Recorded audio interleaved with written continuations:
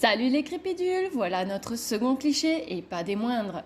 Le poisson ne se garde que 48 heures. C'est pas le cas? Bien sûr que non.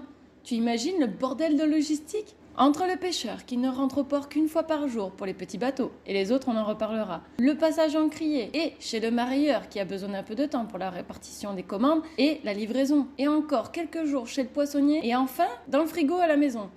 Ça rentre pas, hein? Tout ça? Mais du coup, mon poisson, il est jamais frais. Mais si, t'inquiète pas. Par exemple, prenons un poisson de ligne, un bar, ok, non vidé, provenant d'un petit bateau local qui rentre tous les jours et qui conserve sa pêche dans la glace et au frais, en dessous de 4 degrés. Dans une grande moyenne générale non exhaustive, notre bar peut se garder entre 10 et 15 jours pour être consommé cuit et entre 4 et 5 jours pour être mangé cru. Mais mon poissonnier, il me dit qu'il a de l'arrivage tous les jours. Il ment?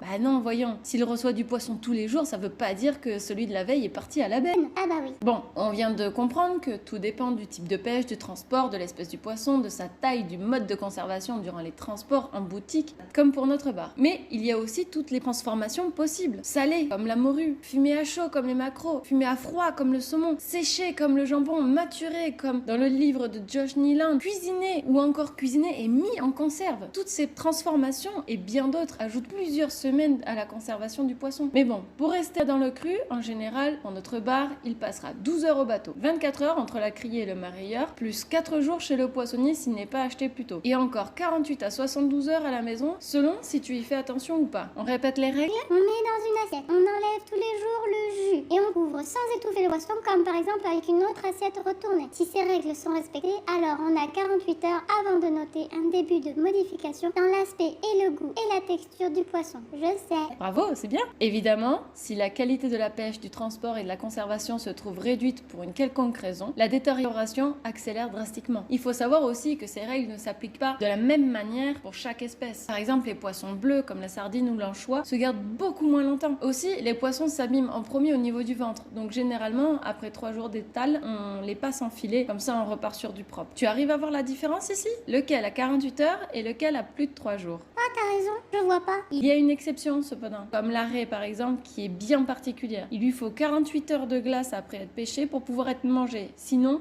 c'est du caillou. Crois-moi. Et ensuite, il y a 72 heures pour la consommer, sinon gare aux odeurs. Mais comment on peut retenir tout ça? Eh bien, poissonnier, c'est un métier complet et complexe. Le meilleur conseil que je puisse te donner, c'est si ça pique pas le nez, fais confiance au poissonnier.